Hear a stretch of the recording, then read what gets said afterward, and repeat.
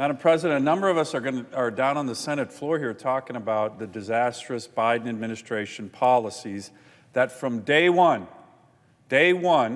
have sought to increase energy prices and put American workers out of work. How have they been doing that? Well, they're shutting down the production of American energy. They're going after, all over the country, they're going after infrastructure, particularly pipelines, and not allowing those to be built.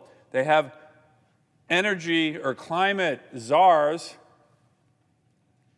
not confirmed by the Senate, John Kerry, Gina McCarthy, who are going to financial institutions in America saying, don't invest in American energy. And then we're hearing reports that John Kerry's going to countries in Asia saying, don't buy American LNG. You can't make this stuff up. And then just 2 days ago in the Washington Post, another story, John Kerry saying to President Biden, hey, we got to be softer on China so we can get them to maybe commit a promise that they'll never keep in Scotland. You can't make this up. Let's be soft. The Chinese are mad about us raising issues about Hong Kong and Taiwan. John Kerry's saying maybe we should tone that down to get the Communist Party of China to agree to some empty promises on climate. Can't make this up. So what we're seeing, Madam President, is spiking energy prices at the pump for working families. And here's the question everybody should be asking. I hope our friends in the media ask it, certainly of the Biden administration. Is this intentional? Are you really trying to drive up energy prices that's hurting working families?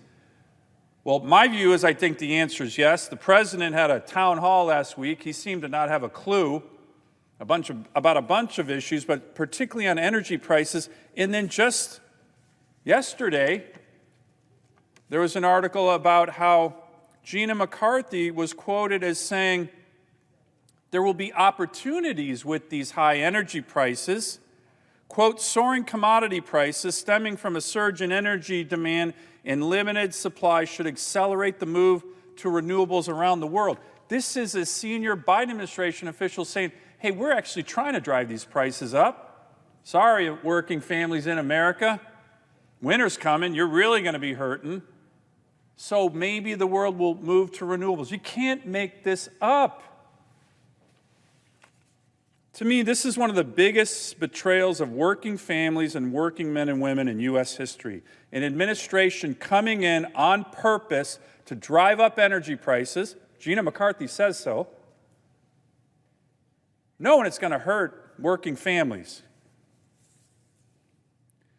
Heck, I wouldn't be surprised if President Biden will be calling on our citizens to wear a Jimmy Carter-style cardigan soon. What they're doing is building back better to the 1970s. High inflation, gas lines, high energy prices, empty shelves, lack of workers, energy-producing adversaries like Russia empowered, begging OPEC to produce more oil. That is literally what's going on. So, Madam President, we have a much better plan. And in the next few weeks, some of my colleagues, Senator Kramer, Senator Lummis, a number of others, we're going to be putting forward a plan on what's working. We need to build on what's working in America. And let me give you a couple statistics that matter.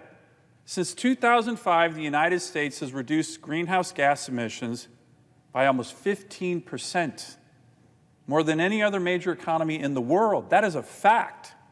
You don't hear it from President Biden. Heck, the Secretary of Energy thinks we're the sinner. They don't recognize China as producing almost 3 times the amount of greenhouse gas emissions than we are. Estimates are that 100% of the increase in global greenhouse gas emissions are going to come from non-industrialized countries. China, India, others. And yet they're putting all the pain on Americans. If we continue to export clean-burning American natural gas, as we currently do, to India, to China, to Korea, to Japan, that could have a huge impact on reducing global greenhouse gas emissions.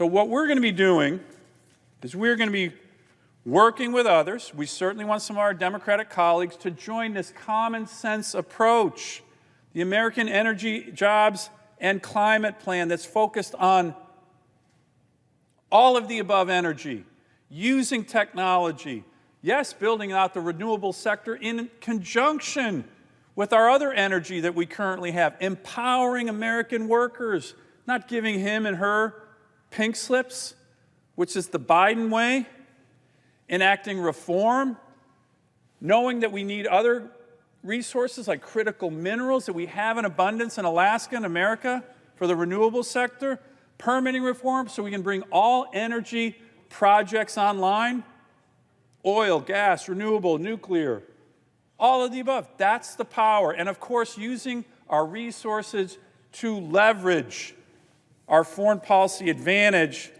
over our allies. And Madam President, as we start rolling out our plan, we need to compare it with the Biden Green New Deal. We need to compare it with the Biden Green New Deal. Just look at the comparison. What we're going to be doing over here in the blue with our plan and what the President and his team, no offense to some of my colleagues, led by a number of them on the Green New Deal.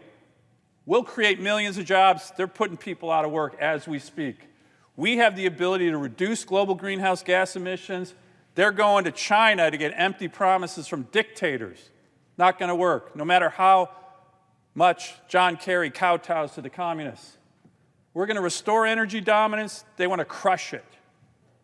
We want to invest in manufacturing and other elements that will produce millions of jobs for working-class Americans. Right now, they want to rely on China to source everything we have in America. And of course, we want reasonable energy prices. And as I already mentioned, Madam President, Gina McCarthy and others are trying to drive up American energy costs on Americans' backs so they can go to Europe, drink a glass of wine, and tell them how well they're doing in terms of crushing our energy sector. The American people don't want that.